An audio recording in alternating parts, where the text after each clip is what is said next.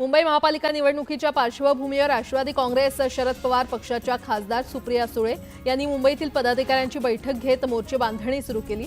राष्ट्रवादी काँग्रेस शरद पवार पक्षाची ballad pier येथील प्रदेश कार्यालयामध्ये पालिका निवडणुकीसंदर्भात बैठक झाली। राज्यातील सरपंचांना कलम 353 अंतर्गत संरक्षण द्यावं अशी मागणी ग्रामसंवाद सरपंच असोसिएशनचे संस्थापक अध्यक्ष अजिनाथ धामणे यांनी मुख्यमंत्र्यांकडे निवेदनाद्वारे केली आहे। राज्यात पायाभूत सुविधांच्या निर्मितीला मोठ्या प्रमाणात चालना देण्यात येते आणि या पार्श्वभूमीवर रस्ते, जल, हवाई मार्गांचं बळकटीकरण करण्यात येते। राज्याचा प्रत्येक भाग विमानानं जोडण्यासह अस्तित्वातील विमानतळांच्या विस्तारीकरण कामाला गती देण्यात यावी। या कामांना केंद्र सरकारबरोबरच राज्य शासनाकडून भरीव स्वरूपाचं सहकार्य केलं जाईल अशी ग्वाही मुख्यमंत्र्यांनी दिली आहे। जीएमआरटीमुळे आंबेगाव आणि जुन्नर तालुक्यातील युवकांच्या रोजगाराच्या संधी कमी झाल्या असून पुणे नाशिक रेल्वे मार्गाबाबत तरी जीएमआरटीनं आडमोठी भूमिका घेऊ नये असं मत खासदार अमोल कोल्हे यांनी व्यक्त केलंय। सातारा जिल्ह्याला 3 पालकमंत्री पद मिळणार असल्याचंही दिसतंय। पश्चिम महाराष्ट्रावर सातारा जिल्ह्यातील मंत्र्यांचा दबदबा राहणार असल्याची चर्चा आहे। सातारा, सांगली आणि सोलापूर जिल्ह्याचे पालकमंत्री साताऱ्यातील 3 मंत्र्यांना मिळण्याची शक्यता आहे। करूळ घाट 15 जानेवारीपर्यंत एकेरी वाहतुकीस खुला होण्याचे संकेत मत्स्य उद्योग आणि बंदर विकास मंत्री नितेश राणे यांनी दिलेत। मंत्री नितेश राणे यांनी करूळ घाटाची अधिकाऱ्यांसह पाहणी केली। दिल्लीमध्ये राष्ट्रवादी 11 जागा लढणार आहे। दिल्ली विधानसभा निवडणुकीसाठी उपमुख्यमंत्री अजित पवार यांच्या राष्ट्रवादी काँग्रेस पक्षानं उमेदवारांच्या नावांची यादी जाहीर केली आहे।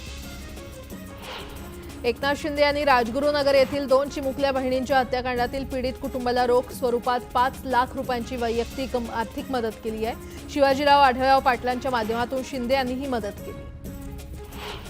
सुरेश धस यांच्या वक्तव्याविरोधात प्राजक्त माळीनं महिला आयोगाकडे तक्रार दाखल केली आहे। पत्रकार परिषद घेत धस यांनी माफी मागावी अशी मागणी प्राजक्त माळीनं केली। यावेळी बोलताना प्राजक्ताला अश्रू अनावर झाले। भाजप आमदार सुरेश धस यांनी मंत्री धनंजय मुंडे यांच्यावर टीका करताना प्राजक्त माळीचं नाव घेतलं होतं। त्यानंतर संतापलेल्या प्राजक्त माळीनं या प्रकरणात मुख्यमंत्र्यांनी लक्ष घालून धस यांच्यावर कारवाई करावी अशी मागणी केली आहे। स्वतःच्या राजकारणासाठी महिला कलाकारांची नावं घेणं बंद करा। राजकारणात कलाकारांना का खेचता असा सवाल विचारत राजकारण्यांना हे कृत्य शोभत नाही अशा शब्दात प्राजक्त माळीनं सुरेश धस यांच्यावर निशाणा साधलाय।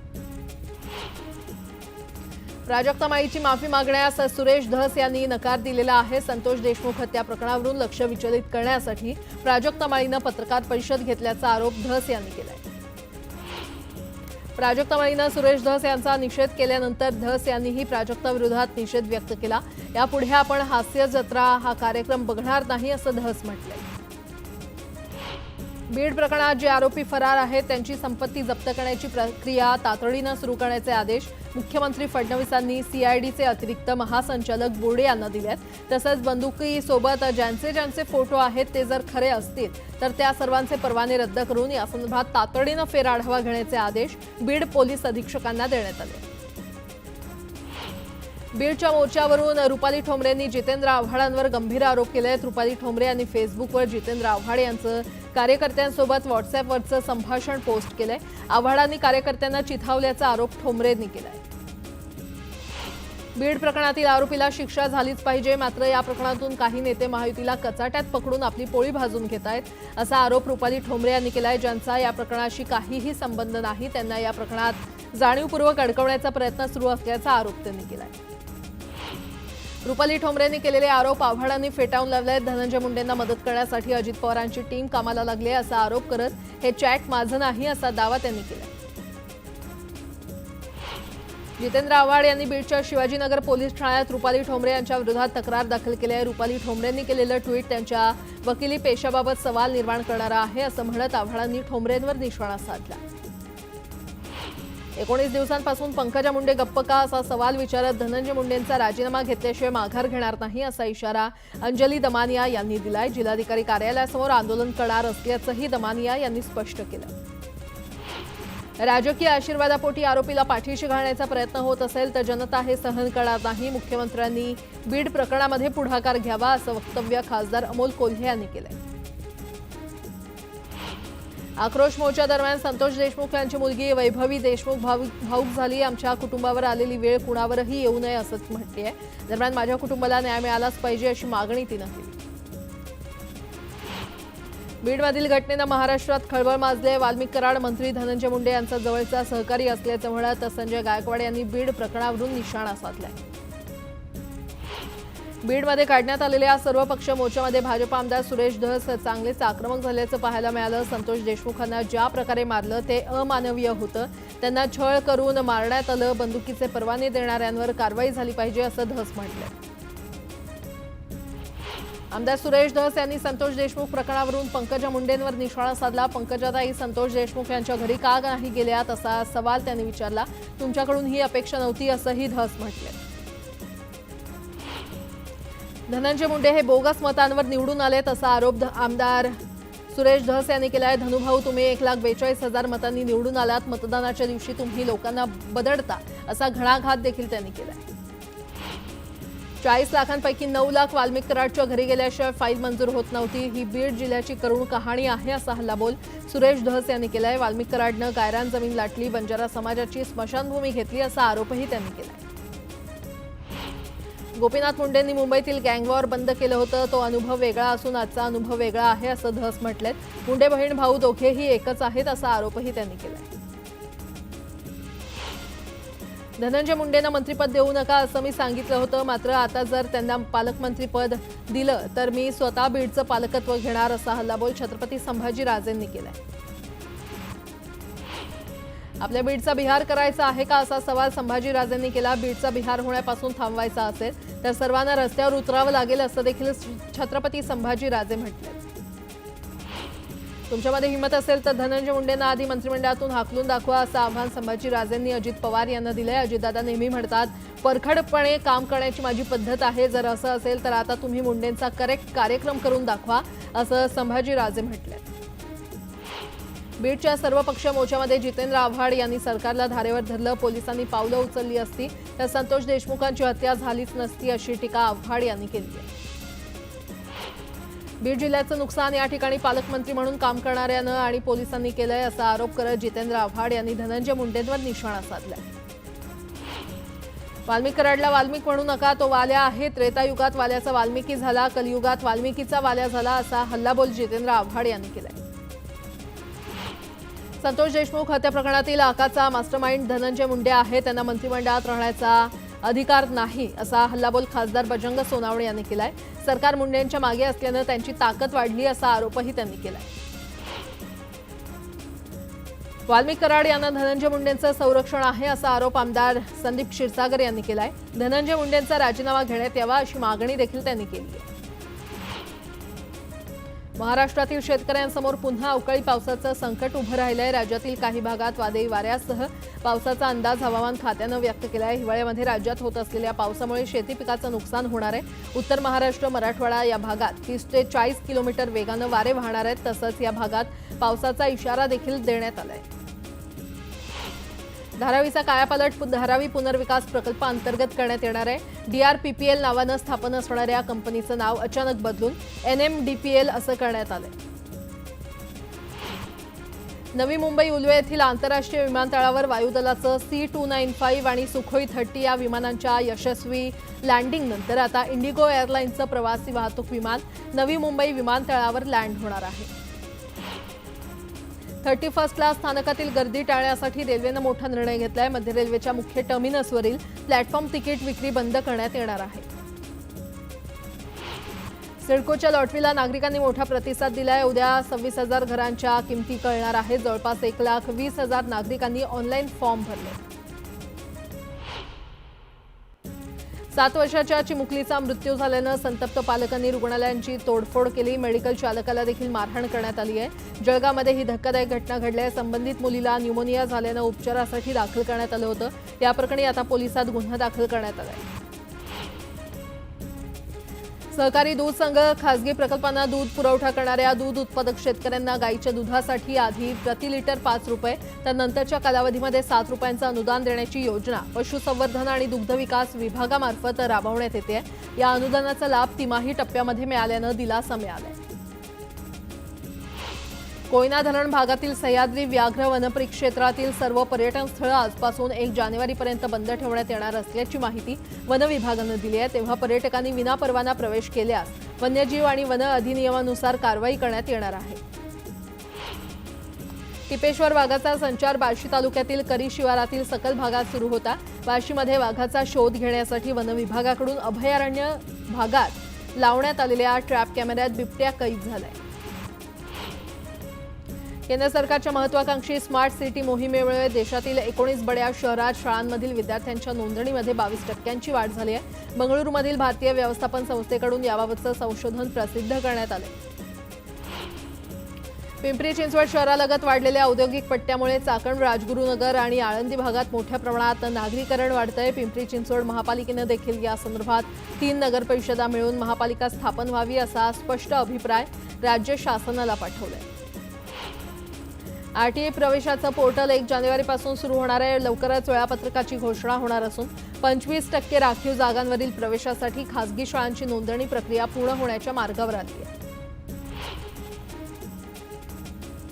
भुसावळमध्ये 2 जानेवारीपर्यंत प्लॅटफॉर्म तिकीट विक्री बंद करण्यात आलेली आहे। वर्षाखेरीस रेल्वे स्थानकावर होणारी गर्दी टाळण्यासाठी मध्य रेल्वेच्या 14 मुख्य स्थानकांवर प्लॅटफॉर्म तिकीट विक्री तात्पुरती बंद राहील।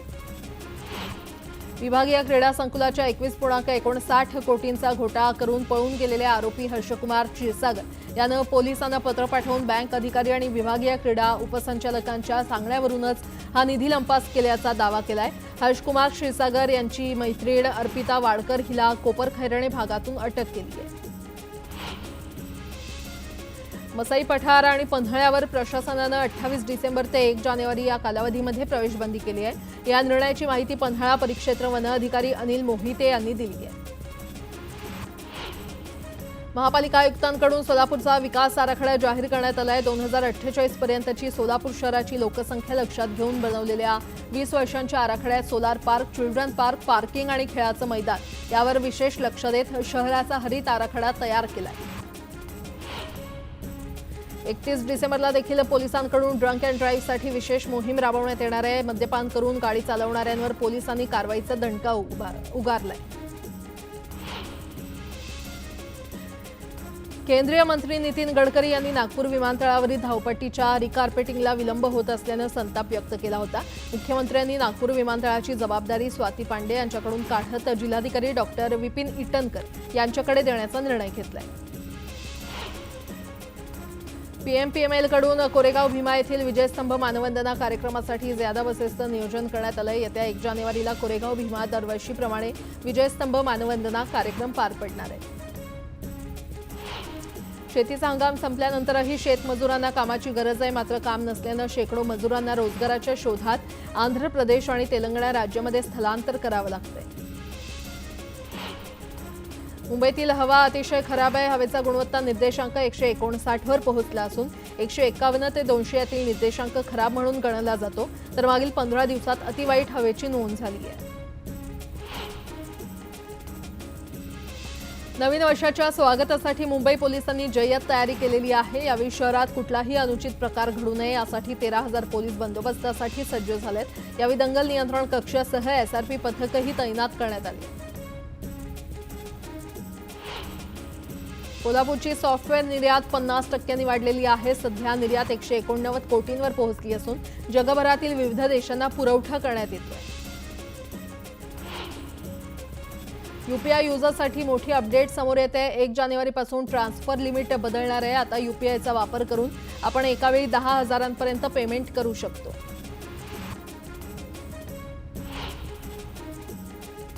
मालमत्ता कर भरण्यासाठी बीएमसीनं 31 डिसेंबरच्या मध्यरात्री 12 वाजेपर्यंतची मुदत दिली आहे। या कालावधीमध्ये थकबाकीदारांना मालमत्ता कर भरावा लागणार आहे, अन्यथा 1 जानेवारीपासून दंड वसूल करण्याचा निर्णय घेण्यात आलाय।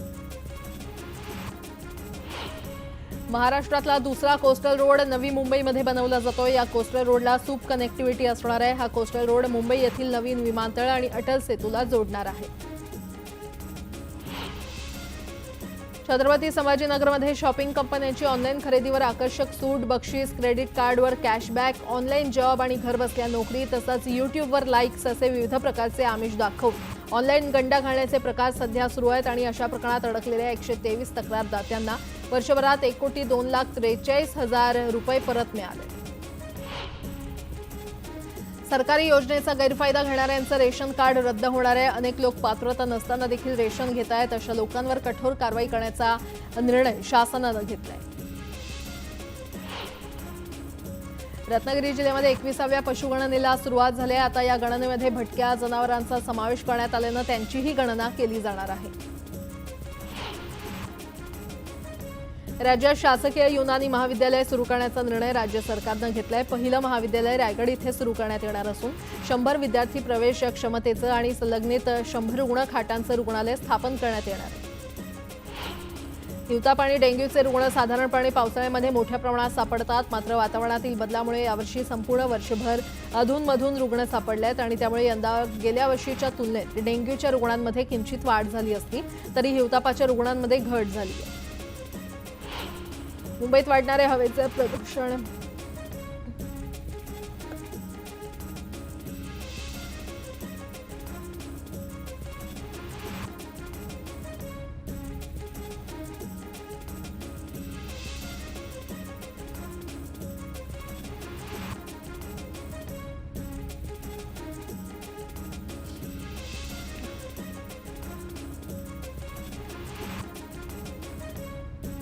मुंबईत वाढणारं हवेचं प्रदूषण कमी करण्यासाठी वेगानं उपाययोजना करण्यास सुरुवात केली आहे. धूळ नियंत्रणासाठी घनकचरा विभागाकडून डेब्रिज संकलन आणि विल्हेवाटीवर भर देण्यात आला आहे. एकाच दिवसामध्ये तब्बल 189 मेट्रिक टन डेब्रिज संकलन करून त्याची विल्हेवाट लावण्यात आली आहे. शिवाय 243 किलोमीटर लांबीचे रस्ते पाण्यानं धुवून स्वच्छ करण्यात आले.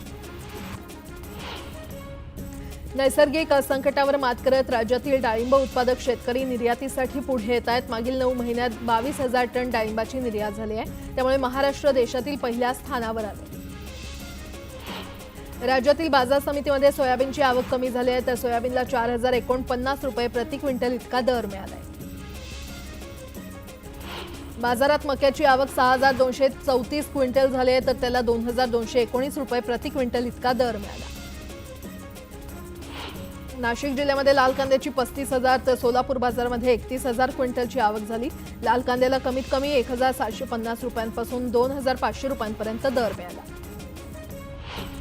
गेल्या महिन्याभरापासून कांदा दरात घसरण सुरू आहे. कांदा उत्पादक शेतकऱ्यांमध्ये नाराजी पसरली आणि या घसरणीमुळे देशातील अनेक राज्यातील शेतकरी प्रचंड नाराज आहेत. विदर्भात वादळी वाऱ्यासह गारपिटीचा अंदाज हवामान खात्यानं व्यक्त केलेला आहे. त्यामुळे खबरदारी म्हणून सीसीआयनं रविवारपर्यंत कापूस खरेदी बंद ठेवण्याचा निर्णय घेतलाय. रत्नागिरी जिल्ह्यातील दापोली मंडणगड दरम्यान बॉक्साईड मायनिंगचं ओव्हरलोड डंपर वाहतूक होत असल्यानं अपघाताचं प्रमाण वाढलं असून ठिकठिकाणी डंपर उलटत आहेत आणि या विरोधात वारंवार तक्रार करूनही प्रशासन दुर्लक्ष करत असल्यानं अपघाताचं प्रमाण वाढलंय. शहापूर तालुक्याच्या आवरे भागात अखंड हरिनाम सप्ताहाची सांगता झाली. 8 दिवस चालणाऱ्या या नामयज्ञामध्ये हरिपाठ आणि पालखी सोहळ्यात भाविकांनी मनमुराद आनंद लुटला. पारंपरिक गुन्ह्यांपेक्षा सायबर गुन्ह्यांमध्ये अधिक वाढ झाली आहे. जानेवारी ते नोव्हेंबर या केवळ 11 महिन्यात 1,37,80,62,317 रुपयांची ऑनलाईन फसवणुकीच्या घटना घडल्यात. ठाणे बेलापूर महामार्गावर ट्रकला आग लागल्याची घटना घडली. या आगीमध्ये ट्रकचं मोठं नुकसान झालंय. पनवेलच्या दिशेनं जाणाऱ्या या ट्रकला शॉर्ट सर्किटमुळे आग लागल्याची माहिती आहे. मालवणीमध्ये एका कॉल सेंटरच्या कर्मचाऱ्याचं अपहरण करत दरोडा टाकून 9 लाखांची खंडणी मागितली. यात पोलीस अधिकाऱ्यासह नातेवाईकांना पोलिसांनी अटक केली. भाजप संघटन पर्वचे महाराष्ट्र प्रदेश प्रभारी म्हणून माजी मंत्री रवींद्र चव्हाण यांची नियुक्ती करण्यात आली आहे. भाजप प्रदेशाध्यक्ष चंद्रशेखर बावनकुळे यांच्याकडून रवींद्र चव्हाण यांच्या नावाची घोषणा करण्यात आली. त्यामुळे आता प्रदेशाध्यक्षप्रमाणेच रवींद्र चव्हाण यांच्याकडे अधिकार राहणार आहेत. आमच्या नेत्यांनी माझी 20,000 मतं महाविकास आघाडीकडे वळवली असा गंभीर आरोप करत संजय गायकवाड यांनी पुन्हा एकदा मंत्री प्रतापराव जाधव यांच्यावर निशाणा साधलाय. त्यामुळे आता बुलढाणा जिल्ह्यातील शिवसेनेमधील अंतर्गत वाद चव्हाट्यावर आलाय. पुढच्या 2.5 वर्षानंतर मी मंत्री असणार नाही असं विधान आमदार संजय गायकवाड यांनी केलंय. मी 2.5 वर्ष मंत्री राहणार नाही असं एकनाथ शिंदेंनी आमच्याकडून लिहून घेतलं असल्याची माहिती त्यांनी दिली आहे.